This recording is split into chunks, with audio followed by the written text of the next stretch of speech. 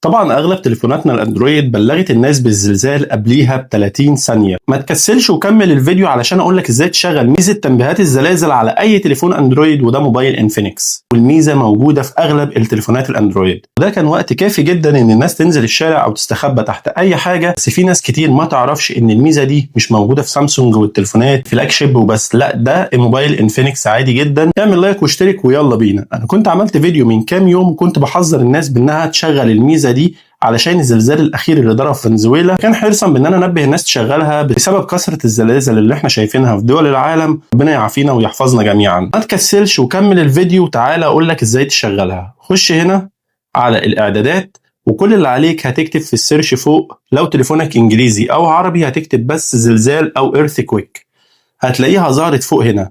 هتخش عليها وهتروح تشغلها من هنا.